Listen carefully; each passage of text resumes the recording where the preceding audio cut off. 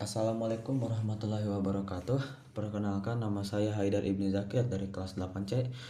Pada kesempatan kali ini, saya akan menceritakan kisah Nabi Harun alaihi salam, seperti silsilah keluarganya, kelahirannya, perjalanan hidupnya, alasan diangkat menjadi nabi, kematiannya, mukjizat, hingga teladan yang bisa kita tiru dari kisah Nabi Harun ini. Nabi Harun alaihi salam memiliki nama lengkap Harun bin Imran bin Kahats bin Azar bin Lawi bin Yakub bin Ishak bin Ibrahim. Nama Nabi Harun alaihi salam disebutkan di dalam Al-Quran sebanyak 20 kali. Nabi Harun lahir di Mesir pada tahun 1531 sebelum Masehi dari ayah yang bernama Imran dan ibu yang bernama Yohebed.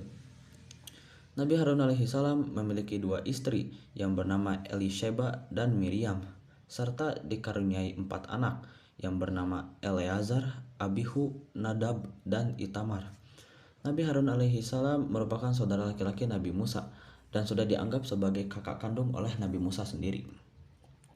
Nabi Harun alaihi salam adalah seorang utusan Allah untuk mendampingi dan membantu Nabi Musa dalam berdakwah menyebarkan agama Allah. Nabi Harun diangkat menjadi seorang rasul guna ditugaskan untuk memberi peringatan dan mengajak kepada Raja Fir'aun dan juga kaum Bani Israel di Mesir untuk menginjak jalan yang lurus, yakni ajaran Allah Subhanahu wa taala. Nabi Harun alaihi salam dianugerahi kelebihan yang sangat luar biasa. Dalam berbicara, beliau sangatlah pandai dan mempunyai pendirian yang sangat tegas dan berani, sehingga beliau ditugaskan untuk mendampingi Nabi Musa dalam berdakwah menegakkan ajaran Allah Subhanahu wa taala. Bahkan, kelebihan Nabi Harun diakui oleh Nabi Musa dalam riwayatnya.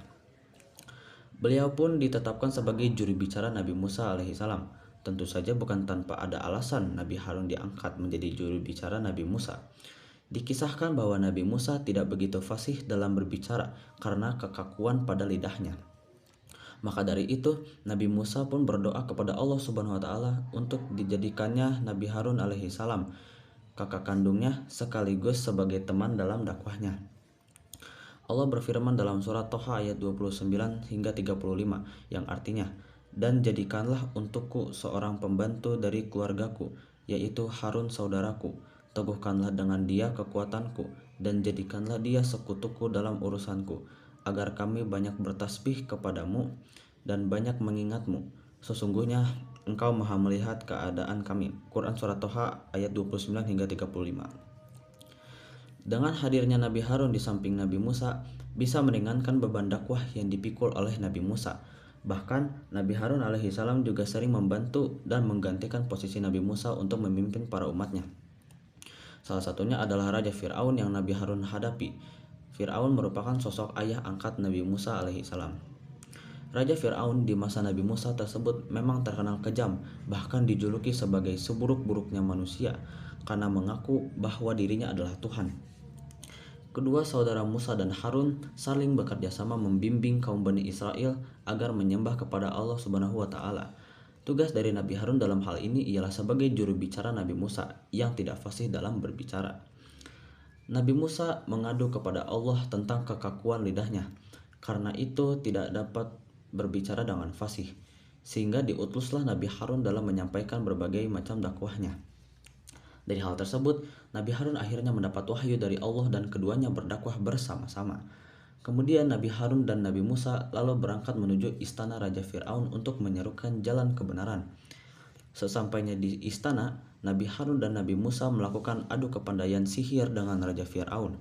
Singkat cerita, Nabi Musa dan Nabi Harun berhasil mengalahkan Raja Fir'aun dan para pengikut Nabi Musa semakin banyak jumlahnya. Sebab ajaran Nabi Musa sangat jelas mengangkat harkat kemanusiaan, membimbing manusia agar berbudi pekerti mulia, dan mereka dihormati sebagai makhluk Tuhan sama seperti lainnya. Singkat cerita, Nabi Harun tidak dibawa oleh Nabi Musa ke Bukit Tursina. Dia bertugas untuk memimpin Bani Israel selama ditinggal oleh Nabi Musa. Nabi Harun seorang diri menghadapi Samiri, sebagian Bani Israel yang mau menerima ajakan. Samiri menyembah patung anak sapi. Ketika Nabi Musa turun dari Bukit Tursina, ia pun terkejut karena kaumnya telah tersesat. Mereka pun berpesta pora dan menyembah patung anak sapi yang terbuat dari emas. Nabi Musa alaihi salam kemudian menegur saudaranya, yakni Nabi Harun yang telah dititipi agar menjaga umatnya. Nabi Harun alaihissalam berkata bahwa ia sudah memperingatkan mereka namun tak menganggapnya sebelah mata karena Nabi Harun alaihissalam dianggap orang yang lemah.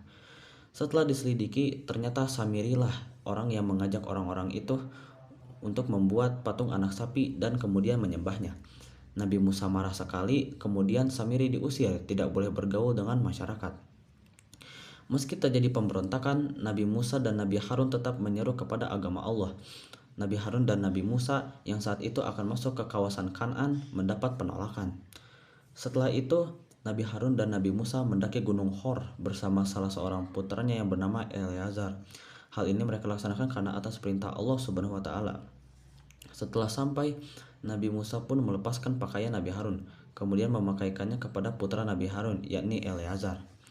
Setelah Nabi Musa memakaikan baju Nabi Harun kepada putranya, Nabi Harun pun dijemput oleh malaikat maut di puncak Gunung Hor tersebut.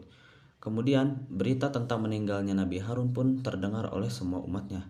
Bangsa Bani Israel pun menangisinya karena merasa kehilangan sosok pemimpin, bahkan hingga mencapai 30 hari setelah kematiannya.